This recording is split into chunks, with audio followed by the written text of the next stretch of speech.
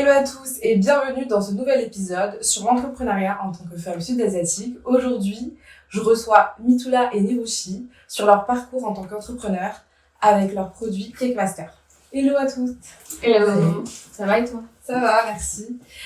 Du coup, j'ai une première question. C'est si vous pouvez un peu vous présenter, me dire un peu votre âge, votre métier on le sait, mais votre parcours un peu aux téléspectateurs. Ouais. Alors moi c'est Nirushi, j'ai 35 ans et avant de créer Cake Master avec ma sœur, j'ai travaillé dans plusieurs domaines et notamment dans le marketing, dans les achats, dans la logistique et dans le commercial. Bonjour à tous, moi c'est Mithula, j'ai 29 ans. Moi j'ai un parcours différent, j'ai fait de la finance, du conseil en banque d'investissement et de l'audit. Donc on a entrepris ensemble avec des parcours hyper complémentaires. Du coup, on va plus parler de votre produit, qui est Cake Master. Et je voulais un peu que vous me présentiez le produit, nous parler un peu de ce que vous faites autour de ce produit-là. Ouais, bien sûr, donc Cake Master, c'est des kits de pâtisserie. Donc on propose de refaire chez soi des gâteaux en moins d'une heure, et notamment les gâteaux qu'on a l'habitude d'acheter en supermarché. Donc les goûters industriels, type napolitain, Kinder Delice, cookies, qu'on achète tout le temps, qu'on mange souvent, mais c'est bourré de produits chimiques, pas forcément bon pour la santé. Okay. Dans notre kit, on vous propose, c'est un kit clé en main, donc tous les ingrédients déjà dosés.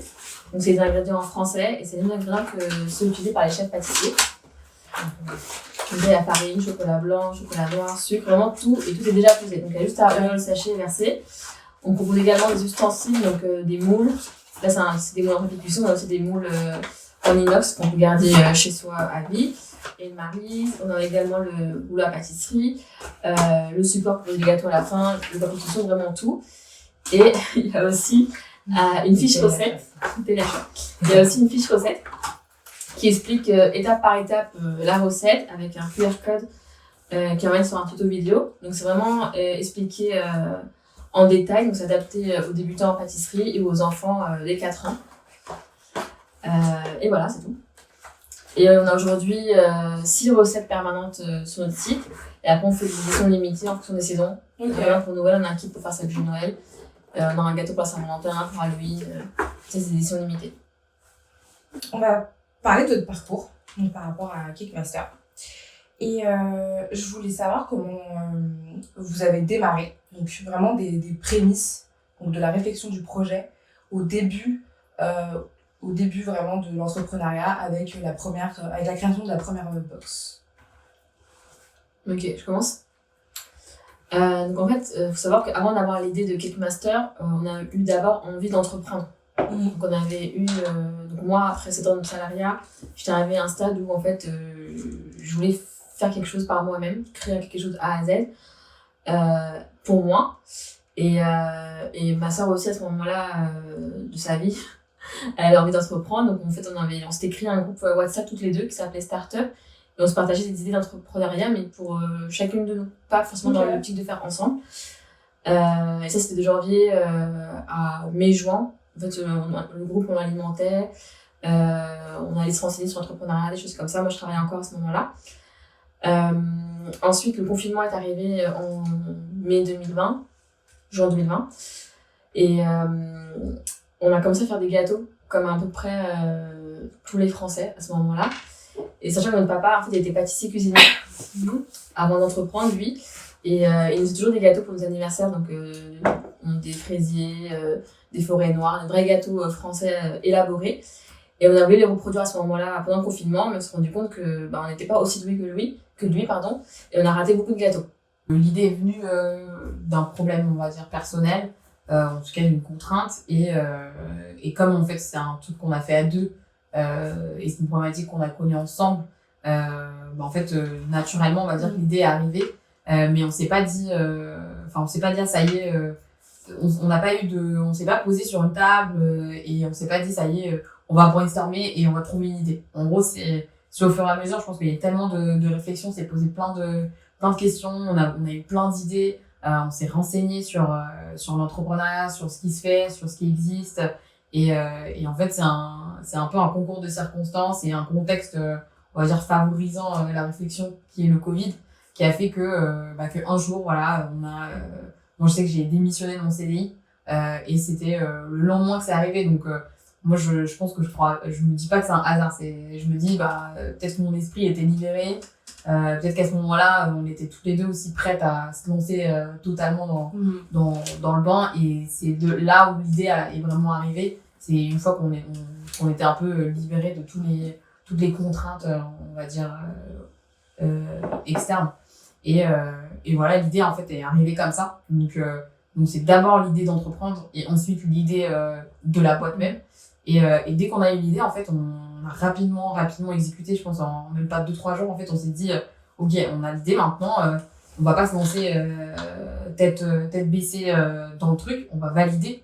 On doit savoir s'il y a un marché, en fait, si ça peut intéresser des gens, parce que c'est un problème que nous, on a rencontré, mais est-ce que c'est un vrai problème? Et du coup, on a commencé juste réflexe Google, Google, kit de pâtisserie, et puis on a vu qu'il y a des choses qui existaient. Donc là, déjà, on est tout de suite redescendu d'un étage parce qu'on avait été persuadés que voilà, on avait on allait inventer un truc. On avait inventé un truc, donc ça c'est bizarre, ça n'existe pas. Et en fait, ça existe pas parce qu'on connaissait pas, mais du coup, ça veut dire que c'était pas aussi démocratisé. Donc on s'est dit, ok, ça existe, mais c'est pas connu. Donc il y a quand même quelque chose à faire. Et puis il y a des choses qui existaient, qui n'existaient plus. Donc voilà, on s'est donné tout l'été, donc juin, juillet, août, enfin plutôt juillet, août, pour faire une étude de marché, on va dire dans les règles de l'art. Donc on s'est renseigné sur comment on fait, comment on valide un marché, comment on valide qu'il y a un besoin. Et on a fait ça tout l'été pour que nous rassurer. Donc au début, c'était nous rassurer. Et puis ensuite, en se documentant, en lisant pas mal de livres, on a vu que le premier conseil que nous donnait tout le monde, c'est gardez pas votre idée pendant 1 an dans votre tête, exécutez quoi. Donc c'est tout de suite l'idée que vous avez, créez-la, créez ce qu'on appelle le MVP, donc c'est la version la minimale possible et celle qui est la plus potable, on va dire, et la moins sophistiquée, et proposez-la aux gens. Donc que ce soit en vente, en vendant ou gratuitement, proposez-la et testez-la. Et donc c'est ce qu'on a fait. On a créé un site internet vitrine où on a dit ok, on a ce concept, on a une idée de créer une équipe de pâtisserie, on a besoin de testeurs. Qui est chaud, en gros, qui veut donner notre adresse mail. Nous, de base, on en voulait une quinzaine, on a eu 25, et on s'est arrêté à ce moment-là, on a mis hors ligne le site parce que on s'est dit, bon, on focus sur ça. Et du coup, on a eu 25 personnes qui étaient OK pour tester. Et notre père, comme il était épicier, pour nous, ça a été assez rapide dans notre tête d'exécuter, de se dire, ok, on a juste besoin d'aller chez les fournisseurs, de mettre en petit sachet, de le faire.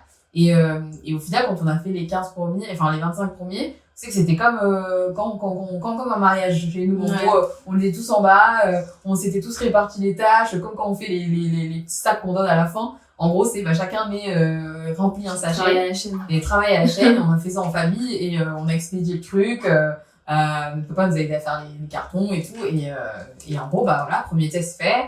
Et en gros, le seul retour qu'on a demandé aux gens, c'est le seul engagement, c'était faites-nous un retour, envoyez-nous des photos et dites-nous vraiment ce que vous avez pensé, les points forts, les points faibles et les points d'amélioration. Donc voilà, vraiment le premier step de comment on s'est lancé, c'est comme ça. Moi, j'ai une question par rapport du coup au kit et par rapport à vos débuts. Les recettes, comment ça se passait? Vous les avez confectionnées avec un professionnel ou vous-même? Si vous pouvez nous expliciter un peu. Alors au début, les recettes, on les faisait nous-mêmes. Donc on a créé nos propres recettes au début. Okay. Donc sachant qu'on n'était pas doués en pâtisserie, c'était un challenge pour nous. Et justement, tout à l'heure, elle avait dit que les kits existaient déjà. Donc pour se différencier, on s'est dit, on va se différencier sur les recettes. Parce qu'en fait, ce qui existait déjà avant Cake Master, c'était des kits pour faire des gâteaux comme des grands chefs, pour faire vraiment des gâteaux signature, on va dire. Mais nous, on veut s'adresser aux débutants en pâtisserie, donc comme nous. Et leur proposer de refaire chez eux leurs gâteaux préférés. Et en fait, quand on a fait l'étude du marché, les gâteaux préférés des Français, c'était dans les goûters industriels. Donc napolitain, Kinder Delice, et cookies. Mais c'est des gâteaux qu'on ne retrouve pas en boulangerie-pâtisserie. Donc si tu veux manger un napolitain, tu vas acheter le petit napolitain industriel. Et quand tu regardes sa composition, c'est pas bon. Alors que les enfants, ils en raffolent, c'est bourré de sucre, de produits hyper chimiques, d'alcool aussi. Et donc on s'est dit, vas-y, on va proposer un kit napolitain. Mais nous, on ne savait pas faire le napolitain. Donc on a regardé plein de recettes sur internet, plein de tutos vidéo, et en fait on a assemblé un peu toutes les recettes pour la retravailler et l'adapter à un débutant en pâtisserie qui aurait jamais fait de gâteau. Et notre pari pour nous, c'était que quelqu'un qui n'a jamais fait de gâteau ou le kit fasse un napolitain en moins d'1 heure. Et donc, on a testé, je crois, 40-50 recettes de napolitain jusqu'à trouver vraiment la bonne recette. Donc, des fois, c'est elle qui écrivait la recette et moi, je la testais. Souvent, c'est ça. C'est elle, toi, t'écrivais, moi, je teste. Et une fois que j'avais réussi, on s'est dit, bah, c'est bon truc, et là, on recopie tout. Et ouais, c'était vraiment comme ça qu'on fait nos recettes au début. Pareil pour la bûche, on a lancé la bûche parce qu'on nous l'a demandé. On n'a jamais fait de bûche de notre vie. On s'est dit que c'était hyper dur, on va jamais réussir. Au final, voilà, on a vendu des centaines et des centaines de kits, quoi. En fait, vous étiez vous-même les débutants et vous vouliez répondre un peu à votre problématique finalement. Ouais, bah en fait, on se disait que si nous, on réussit nos gâteaux, c'est bon, c'est que tout le monde va réussir. Ouais. Du coup, je vais passer à une autre question. On va parler un peu des phases difficiles parce que en entrepreneuriat, on le sait tous, il y a des phases difficiles. Et je voulais savoir si vous pouviez me donner 3 phases difficiles que vous aviez eues pendant votre parcours.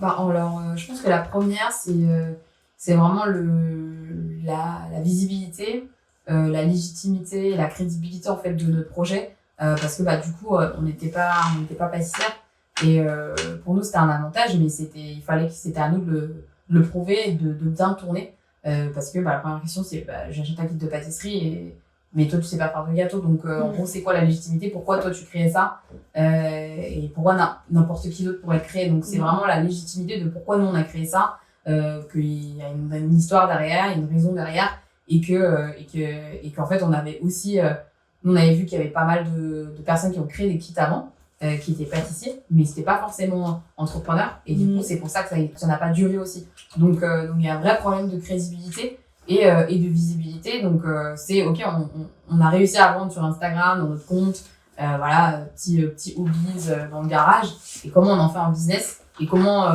on passe à une autre étape. Donc ça c'était une vraie difficulté pour nous au début qu'on a réussi à dépasser, on va dire, et à contourner en faisant un partenariat avec un très grand chef, le chef Thierry Marx. Et c'était un peu notre stratégie, parce qu'on s'est dit même si là à ce moment-là, même si on avait de l'argent, en fait si on n'est pas crédible et si on n'est pas légitime avec l'argent, on peut rien faire.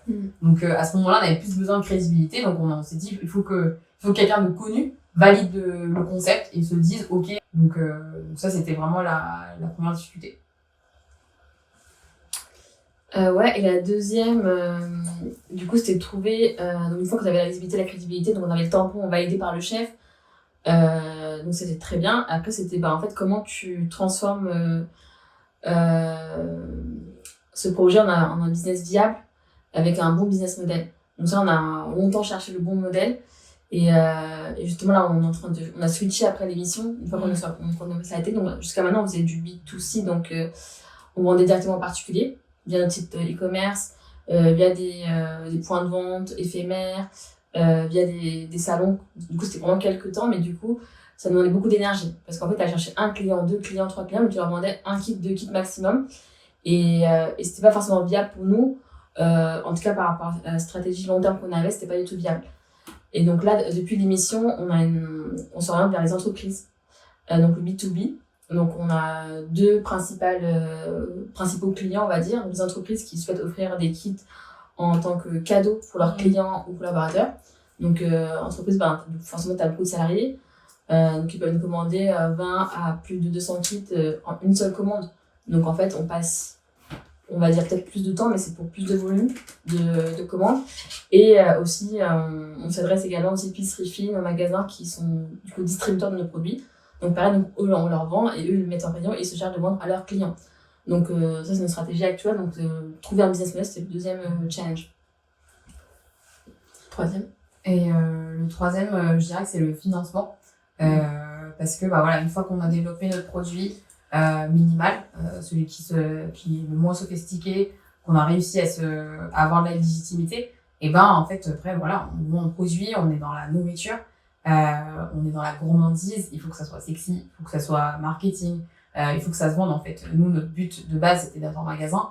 En fait, le kit qu'on avait au tout début, même si la promesse, elle était là, et elle répondait aux besoins, le produit, il n'était pas attirant. En gros, quelqu'un qui connaît pas le concept, il va pas s'arrêter dans un rayon. Donc, c'était une vraie problématique. Et du coup, pour ça, en fait, il fallait investir.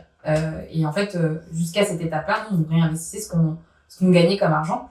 Sauf que là, investir sur une image de marque, c'est beaucoup plus conséquent en termes de budget. Et voilà, on aurait pu passer par des designers pas trop chers, mais on aurait peut-être été déçus. Et je dis pas que le prix est lié à la qualité, mais voilà, une bonne image de marque, ça se travaille vraiment pendant plusieurs mois, parce que c'est notre vision, c'est les messages qu'on veut passer, nos valeurs qui sont transmises visuellement, en gros. Et ça, c'était pour nous, quand on a identifié ce besoin, on a fait le budget et on s'est dit que ok, il nous fallait au moins entre 10 à 15 000 euros pour créer la marque, créer l'univers et puis ensuite produire. Et en fait, avant, on achetait par petite quantité et on s'est rendu compte que c'est pas forcément les plus adaptés parce que plus on achète en gros, moins c'est cher. Et puis pour produire des boîtes imprimées à son image, c'est des quantités, minimum quantités qui sont plus conséquents, à partir de 1500 par exemple, pour que ce soit au même prix que ce qu'on achetait avant quand on achetait, on va dire, 100 par 100.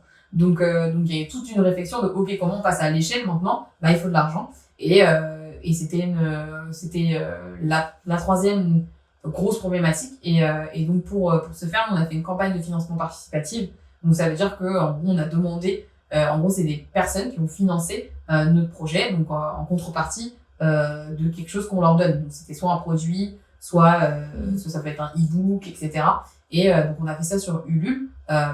Et en fait, on a utilisé justement Thierry Marx. On a créé un kit spécial pour cette campagne-là.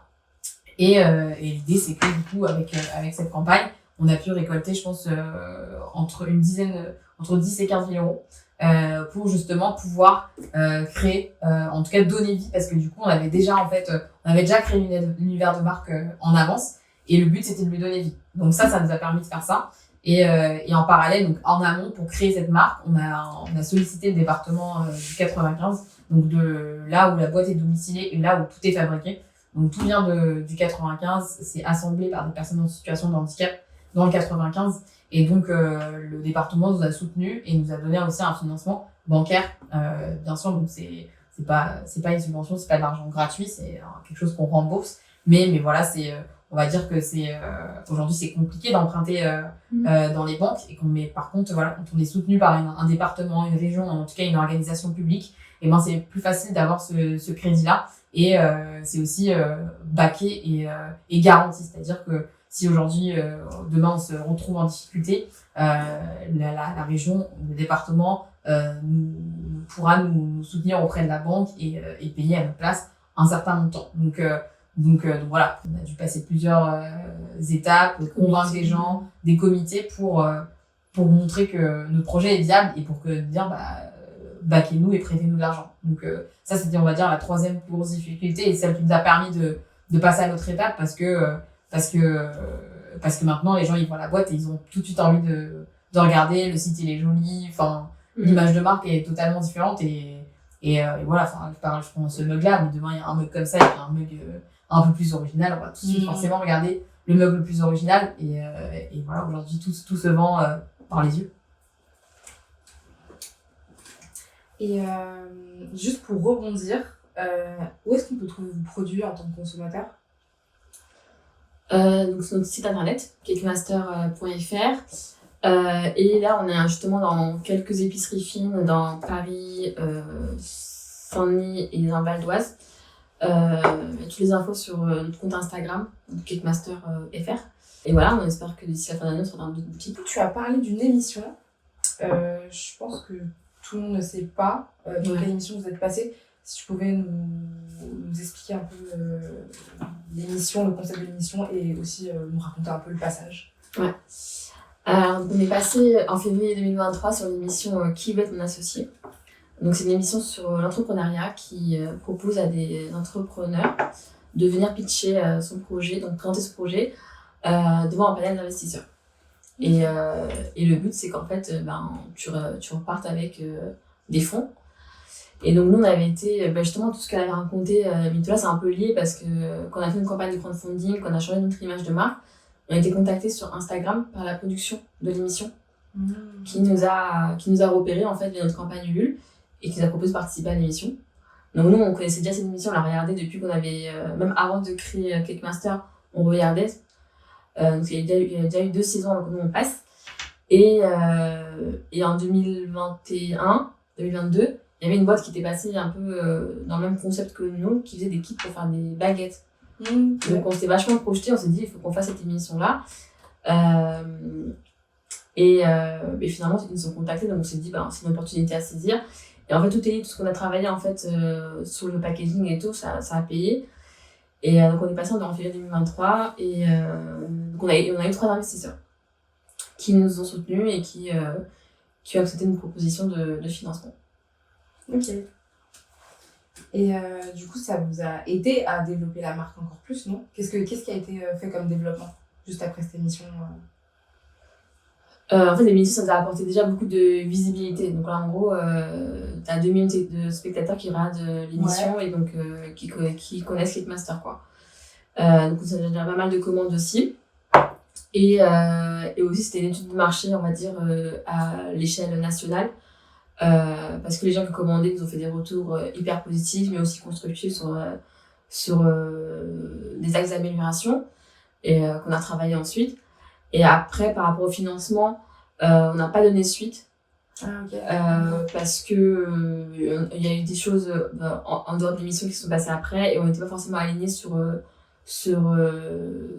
leur vision à eux. Enfin, leur vision et notre vision n'étaient pas alignées, donc on s'est dit on n'ira pas plus loin. Et finalement, c'est pas plus mal pour nous parce qu'en fait, en termes de communication, en fait, on a eu ce qu'on voulait, on va dire, on a eu de la visibilité. On a travaillé aussi un nouveau type de produit, donc là, on propose un kit coffret. On s'est rendu compte qu'en fait, les gens voyaient ça plus comme un cadeau à offrir plutôt qu'un achat pour soi. Parce que c'est imposant, ça prend beaucoup de place et parce qu'on propose des ustensiles. Et donc là, on a développé un nouveau format qui est beaucoup plus petit, juste avec les ingrédients. Donc sans les papiers cuisson, sans les ustensiles, sans rien du tout. Et donc le tarif est plus accessible aussi. Et ça fait un peu comme un kit, on va dire, comme Alza. Sauf que c'est des gâteaux plus élaborés. Tu l'achètes, tu le mets dans ton placard et quand tu en as besoin, tu le reçois. Et même aussi en termes de visibilité, crédibilité, en fait, les gens nous connaissent maintenant. Là, on avait fait par exemple la Foire de Paris cette année, on l'avait fait l'année dernière aussi. Et l'année dernière, on galérait à faire venir les gens sur notre stand. Parce qu'on était 2 petites qui commençaient, on va dire, et les gens ne connaissaient pas, mais qu'est-ce que vous faites, c'est quoi ça ? Et cette année, en fait, c'était tout le contraire. Mais je reconnais vous, mais je reconnais vos boîtes, mais c'est vous dans l'émission, mais vous êtes 2 sœurs, enfin, c'était complètement différent. Donc là, on voit vraiment l'impact de passer à la télé en termes de crédibilité, de légitimité. On va dire qu'on l'a maintenant, tu vois. On n'a plus à se justifier, on peut aller frapper la porte même des grandes boîtes parce qu'en fait, on est passé à la télé et t'as un tampon, on va dire, qui te donne aussi plus confiance en toi. Je voulais maintenant plus parler de votre double culture, puisque vous êtes sud-asiatique. Et je voulais voir un peu la perception d'une personne d'origine sud-asiatique de l'entrepreneuriat. Et donc, en première question, je voulais savoir est-ce que vous avez ressenti des inégalités en tant que sud-asiatique dans la diaspora sud-asiatique Non, pas forcément, parce que nous, quand on a commencé, en fait, on n'avait pas vraiment de modèle, en tout cas, on connaissait pas d'entrepreneurs déjà tout court, et encore moins d'entrepreneurs sud-asiatiques, donc on n'avait pas forcément de modèle sur lesquels on pouvait se reporter et s'identifier.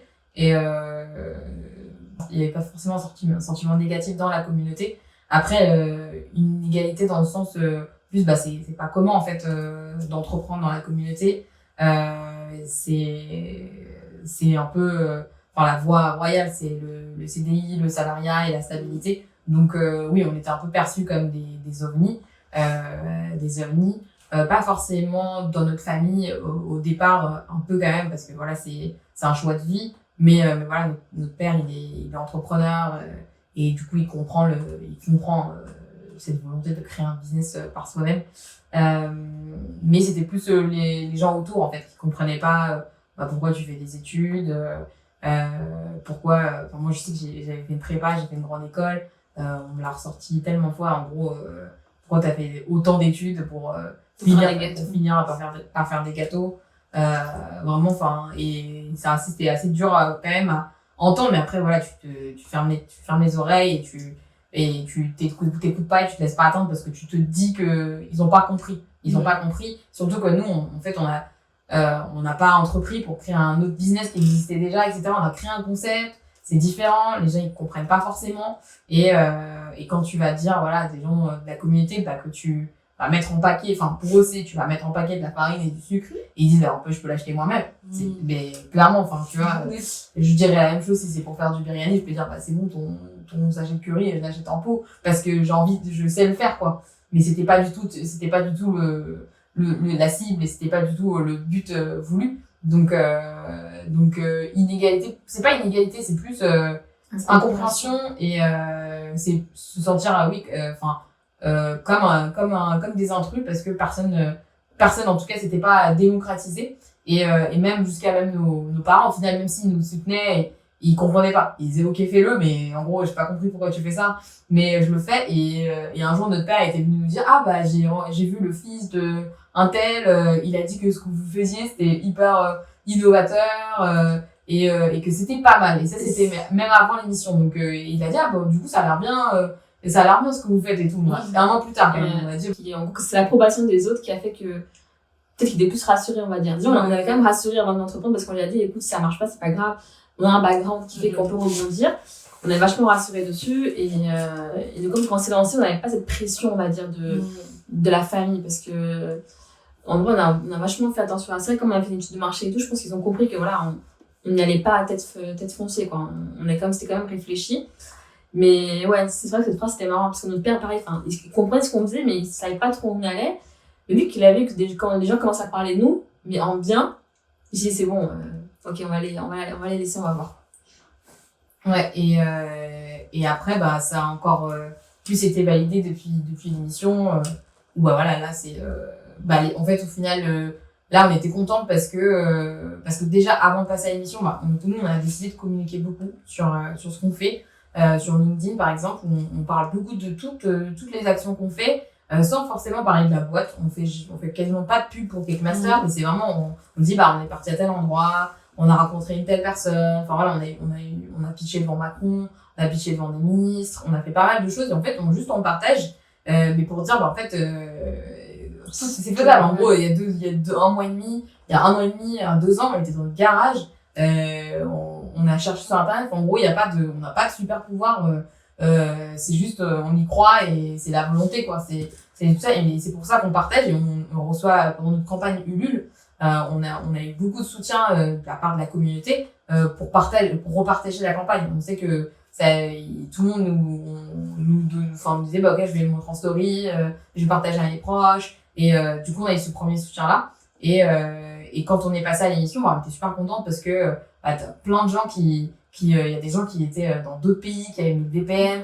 parce qu'elles disaient bah ouais, il y a des Sud-Asiatiques, il y a des Sri Lankais qui passent à la télé, et en fait elles ont juste envie de regarder. Et nous-mêmes, l'année d'avant, on avait un pote à nous, qui est aussi Sri Lankais, qui était passé, et en fait t'avais un sentiment encore plus de fierté, parce que tu dis bah en fait je le connais. Bon après, au-delà de tu connais pas, enfin si tu le connais pas, tu te dis ah c'est un Sud-Asiatique, et du coup tu te dis bah tu t'identifies en fait, et du coup le passage à l'émission, on était super contente parce que bah les gens ils étaient contents parce que on les a un peu représentés, et du coup on s'est dit bon bah même si au final au début c'était ça, bah en fait on a réussi à prouver qu'on a eu raison de croire en nous et de continuer, quoi. Et le chemin est encore long, mais en tout cas on continue aussi à communiquer et à le faire pour que d'autres gens puissent se lancer, et il y a plein de gens qui viennent nous demander des conseils.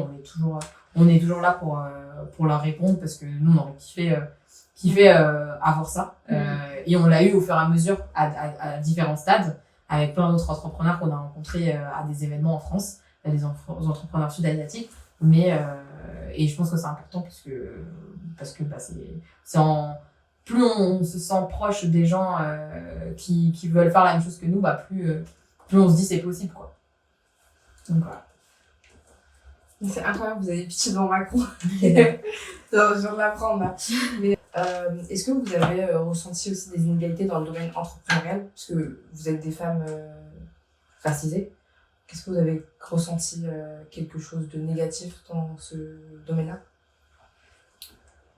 Donc en fait, l'asso où on était, chez Déterminé, on était tous des personnes issues de l'immigration, dont les parents avaient immigré, Ok. sont arrivés en France. Mais on était les seuls asiatiques. Non, il n'y en avait pas d'autres dans notre promo. Et en fait, là-bas, ils nous ont appris justement à faire de notre différenciation une force. Et justement, en fait, quand on allait voir les grandes entreprises, les grands patrons, en fait, eux, c'était un peu leur côté. Je reçois des jeunes de banlieue, je les aide, je leur ouvre des portes, je leur fais une bonne action. Mais nous, en fait, on nous a appris à ne pas y aller en tant que juste spectateur, quoi, donc vraiment acteur du truc et à prendre des contacts, à parler et essayer de transformer ce rendez-vous-là en opportunité pour notre business à nous. Donc en fait, on n'a pas, en fait, on était stigmatisés dans le sens où on était voilà, des jeunes filles de banlieue, donc ils pensaient qu'on n'avait pas fait d'études, qu'on était arrivés, qu'on parlait pas français limite. Et alors que c'était pas du tout ça, c'était pas, on va dire, laisser aller.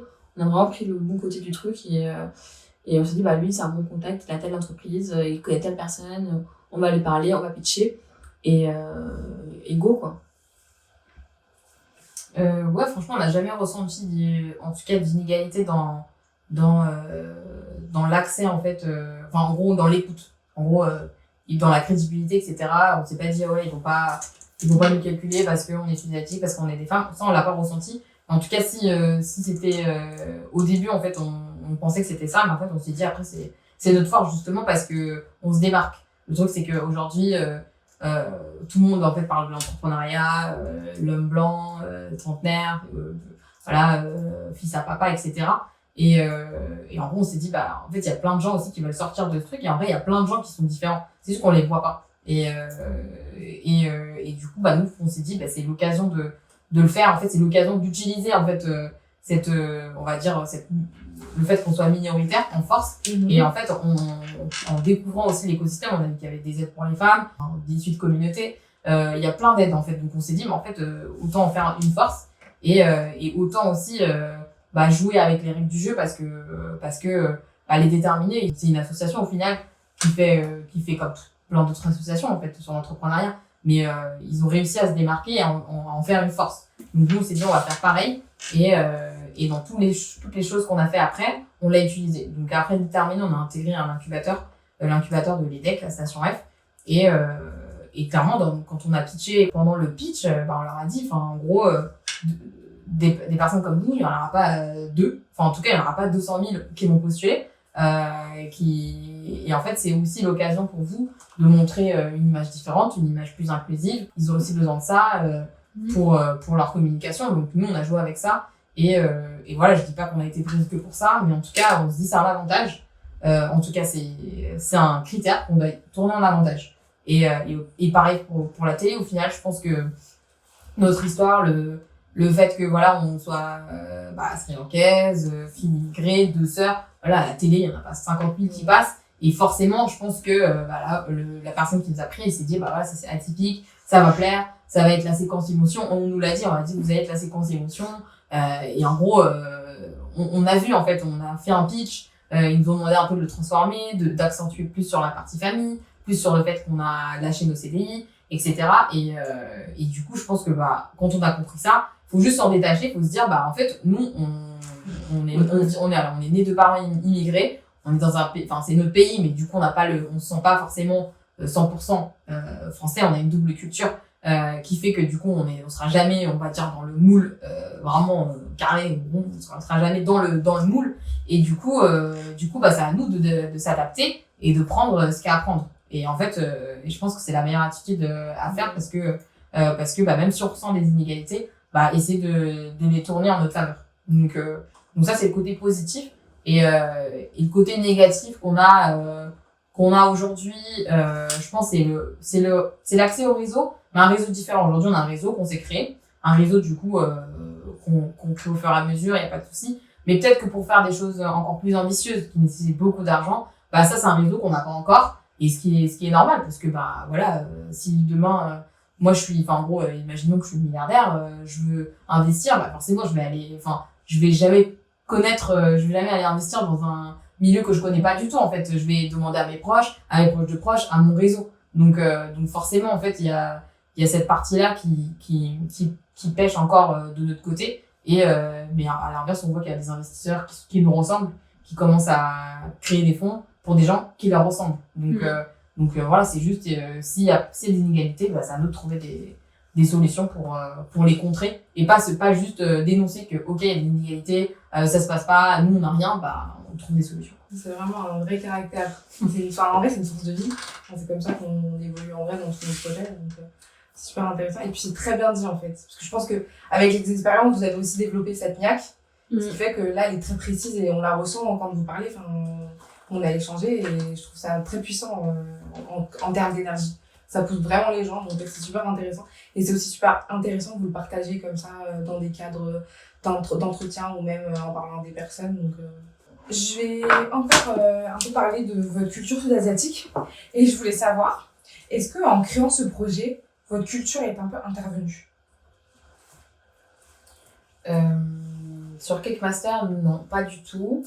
Pas du tout, mais c'est intervenu avant, en fait, enfin plus au début dans notre recherche, on va dire, entrepreneuriale, et quand on a commencé à avoir envie d'entreprendre, on cherchait plein d'idées. Et en fait, bah, forcément, au début, on s'est basé sur la communauté, en tout cas, enfin, sur ce qui se fait. Donc, par exemple, on avait une idée de faire un Vinted pour vêtements indiens. Donc, pouvoir revendre ses saris, ses Punjabi et tout. Et sauf que voilà, on s'est rendu compte qu'il y avait des barrières culturelles sur le fait que ça soit seconde main, en tout cas recyclé, etc.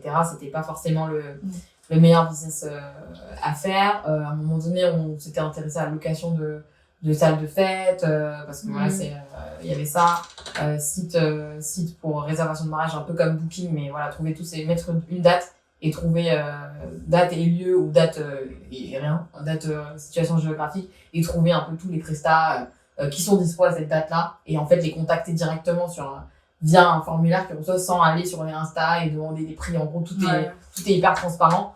Mais voilà, on avait plein d'idées comme ça, et en fait, finalement, bah, on n'a jamais eu cette étincelle quand on en discutait. On s'est pas dit, ah, ça y est, c'est ça, où on avait toujours des contraintes ou des limites. Soit en termes de cible, en gros, c'est trop petit. En fait, on voulait pas que ça soit un side business, on voulait vraiment que ça soit un truc à part entière, hein, qu'on pourrait faire à temps plein. Et donc, au début, c'est intervenu, et c'est vrai que du coup, juste sur le coup, en fait, la conclusion, c'était que c'était trop niché au début pour commencer. Et du coup, en vrai, honnêtement aussi, on avait peut-être pas aussi envie d'être stigmatisé en mode, bah, on crée un truc, enfin, on est deux sud-asiatiques et on crée un truc pour les sud-asiatiques. Je pense qu'au début, on avait clairement ce ressenti-là. Ouais. Et en fait, comme on n'avait pas de modèle en plus et qu'on voulait pas, enfin, qu'on savait pas, en fait, on voulait pas que les gens nous identifient juste à ça. On voulait faire un truc un peu plus large. Ouais, et aussi avec le fait qu'on sait que chez nous, en fait, c'est beaucoup de bouche à oreille. Enfin, les prestataires, on se les recommande. On va pas aller prendre quelqu'un qu'on connaît pas. Et nous, on se dit, bah non, en fait, on sort de nulle part. À ce moment-là, on était vraiment, on va dire, on n'avait pas de réseau dans ce domaine-là. On s'est dit, en fait, ça va pas prendre. Et dans tous les cas, les gens, en fait, ils vont parler entre eux. Ils vont pas passer de notre site à nous. Enfin, une fois qu'on met en lien les gens, bah, pourquoi ils passeraient par nous? Pourquoi ils passeraient par au black? Enfin, des choses comme ça. Et du coup, on n'était pas sereine par rapport à ça. Et on s'est dit, en plus, un site, une application, ça coûte beaucoup d'argent aussi à mettre en place. Et donc, il y avait aussi ce frein-là. Mais au début, on voulait faire quelque chose qui nous ressemble par rapport à la communauté et tout. Mais on a beaucoup réfléchi, mais on n'a pas encore trouvé le bon projet. Vous êtes entrepreneur, vous avez la connaissance, la capacité à créer des produits. Est-ce que, pas qu'à créer des produits, mais aussi des services, est-ce que vous pensez dans le futur peut-être est-ce que c'est une possibilité? Bah ouais, pourquoi pas. Il y en a quelques-uns qui sont arrivés après, qu'on a justement fait des rencontres entre sud-asiatiques, on a fait des événements et tout. Et on s'est dit c'est trop bien, peut-être dans l'événementiel, mais il y a un truc à faire parce qu'en fait on se rend compte qu'on a de plus en plus de personnes qui nous ressemblent, qui veulent entreprendre, en tout cas qui veulent en savoir plus sur l'entrepreneuriat, qui sont curieux, mais ils ont les freins justement liés à la culture, aux parents et tout. Mais il y a un intérêt, donc pour l'instant on se focus sur Cake Master, mais on sait pas, peut-être que dans quelques années. Moi, à un moment donné, j'avais pensé à un truc, mais c'était c'est plus, c'est pas du tout, c'est pas un business, mais j'avais pensé à faire un truc sur Insta ou un média, tu vois, Ouais. ou un journal, un truc comme ça, qui juste pourrait retracer des personnes. Tu vois, moi, de base, c'était Focus Tamoul, mais parce que là, c'est ce à quoi je m'identifie le plus proche. Mais c'était pas forcément pour l'entrepreneuriat, c'était vraiment tout type de personnes, voilà, qui a fait quelque chose de professionnel, ou en tout cas de personnel, qui mérite d'être montré plus dans le sens pour montrer l'exemple qu'il y a plein de parcours différents. C'était un truc qui me trottait dans la tête, mais après, c'était un truc que j'avais déjà fait quand j'étais en école, où c'était plus en gros, j'avais une idée avec un autre pote, où on voulait retracer un peu tous les métiers de la finance, parce qu'il y a tellement de métiers. Et voilà, c'était en mode, toujours dans un aspect pédagogique, au final, rendre accessible, je pense que c'est un truc qui est en nous, et vraiment, c'est de rendre accessible, de montrer qu'il y a d'autres modèles. Et on avait fait ça il y a pas longtemps avec une association gérée par des jeunes Tamouls qui sur l'éducation, donc c'était un forum des métiers, et du coup ils avaient invité, c'était hyper intéressant parce que du coup c'était beaucoup de collégiens, donc tu vois, qui sont un peu, quand même, c'est dans longtemps qu'ils vont réfléchir, 3-4 ans, mais la conscience elle était là, en tout cas ils essayaient de les faire leur faire voir des trucs dès maintenant, et puis il y avait des parents aussi, donc c'était hyper intéressant. Et du coup il y avait il y avait le traditionnel médecin, avocat, ingénieur, puis t'avais nous t'avais une pâtisserie, mais on n'était pas contents. En fait à chaque fois ils met pâtisserie, mais nous on se considère pas du tout dedans, on est dans du business, mais voilà, pâtisserie, il y avait un sportif, donc il y avait plein de trucs hyper différents qu'on n'imaginerait pas dans notre communauté, et je trouvais que c'était hyper intéressant parce qu'au final tout le monde vivait très bien, tout le monde était heureux, tout le monde avait réussi sa vie, et tout le monde avait des parcours atypiques. C'est pas un parcours lisse en fait, tout le monde avait des rebondissements, des reconversions, des choses comme ça. Donc en fait c'était pour leur montrer aussi que le parcours il est jamais tout droit en fait. Tu vas jamais arriver comme ça, tu vas toujours faire comme ça. Et c'est aussi pour même pour les parents, pour leur dire voilà, c'est pas grave si votre fils redouble, ou si il fait un bac S, finalement il va faire autre chose, ça c'est pas grave. Et c'était hyper intéressant comme événement, et nous on était contents de participer. Ouais, donc je pense qu'il y a plein d'initiatives à faire, que ce soit business ou pas business, mais différentes, de jeunes générations d'enfants, et en fait qui font il y a la génération de nos parents, où voilà, du coup ils font leur business entre eux, et ils ont leur réseau, mais voilà, nous c'est à nous de construire notre propre réseau, et on commence nous là, des fois on est invité dans des événements, on se dit en vrai on est là parce qu'on a créé un truc, mais il y a 3 ans on n'était pas, quoi, enfin en gros, et il suffit de peu, quoi, et il y a des gens qui sont je pense à Ousha qui est dans la danse, voilà, qui tu vois, qui est dans un autre level maintenant, mais que moi je suis depuis que je suis au collège ou au lycée, je la suivais, tu vois, et c'est incroyable. Elle est dans le domaine artistique, donc au final il n'y a pas de domaine où c'est pas possible, quoi, et je pense que c'est d'avoir de plus en plus de modèles, et de montrer ces modèles là, je pense que ça peut être une bonne idée. Et juste pour rebondir, c'est vraiment les 2e et 3e générations qui commencent à avoir plus de réflexion sur ce côté indépendant, sur tout ce qui est aussi libération de parole, donc ce que je fais, etc. Et comme vous dites, en fait, avoir des modèles, c'est super inspirant, et ça nous pousse à vouloir faire des choses. Et moi, je trouve ça juste exceptionnel, mais même au vu de votre parcours, il est juste impressionnant. Mais ce que je disais, c'est qu'en l'espace de 3 ans, c'est incroyable tout ce que vous avez abouti. Et je pense que c'est vraiment un exemple de vie. Et donc, c'est pour ça que j'ai aussi été super contente je suis super contente de vous accueillir aujourd'hui. Parce que ça va, je pense, permettre à beaucoup de personnes de s'identifier et de aussi peut-être démarrer leur activité grâce à vous.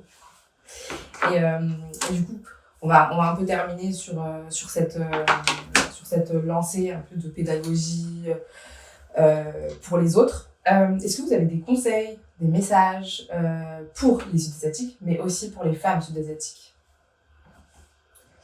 Pour les femmes Sud-Asiatiques, franchement, si vous avez vraiment une idée et que vous voulez la tenter, allez-y.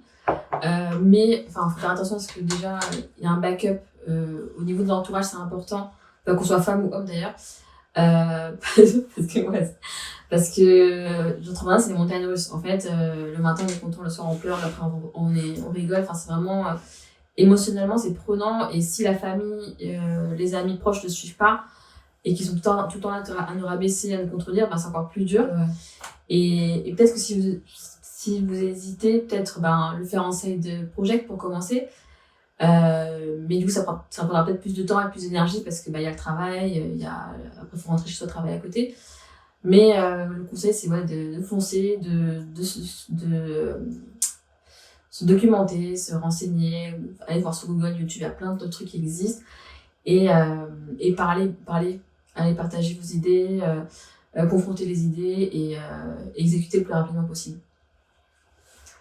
Moi, pour les femmes sud-asiatiques en particulier, mais ça marche aussi pour les hommes, je pense, c'est plus, s'il y a un vrai frein au niveau du soutien de la communauté, en tout cas du regard des autres et que ça vous pèse ou ça vous empêche de vous lancer, je pense qu'il faut juste se construire une carapace au début parce que c'est comme dans toutes choses, au début, peut-être que personne va vous soutenir et après, il faut qu'il y ait un truc qui se passe bien ou une approbation sociale pour que les gens après ils valident ou en tout cas ils comprennent, surtout si vous voulez créer un truc qui vous pensez qui n'est pas encore très répandu ou en tout cas innovant et que vous êtes sûr de vous et que vous croyez en vous, construisez votre carapace et puis après ça suivra parce que croire en soi, je pense que c'est le plus important parce qu'on est la deuxième, troisième génération, il faut qu'on tente des choses et je sais pas, c'était la dernière fois j'ai vu ça sur Instagram mais c'était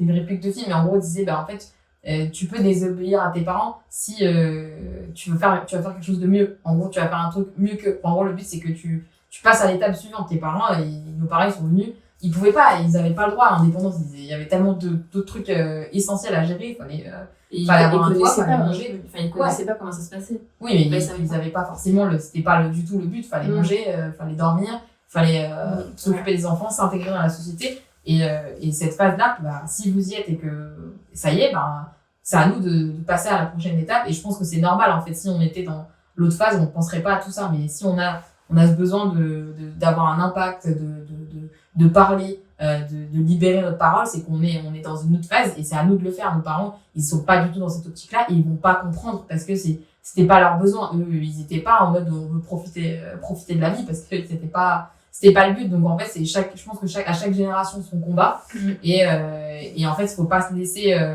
avoir par les codes. Je pense que c'est hyper important. Et après, ça veut pas dire que si vous suivez les codes, c'est pas bien. Enfin voilà, l'entrepreneuriat c'est vraiment pas fait pour tout le monde. Et ça, je pense que c'est important de le dire parce qu'il y a avoir un projet, un side business et en vivre et en faire un business, c'est totalement différent. Et du coup, je pense que c'est aussi ça demande aussi une bonne réflexion sur ce qu'on veut faire et c'est pour ça que ce qu'elle disait, c'est en gros si on a le premier conseil qu'on dit, c'est finir ses études parce qu'en fait on peut tenter, il faut toujours tenter. On peut tenter, on peut pas ne pas réussir et c'est pas grave parce qu'au moins on aura essayé et puis en ne pas réussissant on apprend plein d'autres choses et peut-être qu'on va retenter dans 2 ans, dans 5 ans et dans 10 ans et peut-être qu'on va réussir à ce moment-là et je pense que statistiquement il y a une boîte sur 10 je crois qui réussit un entrepreneur sur 10 qui réussit peut-être sa première boîte donc il y a aussi ça, faut pas se dire que c'est le premier projet qui va réussir et se focus sur ça quoi.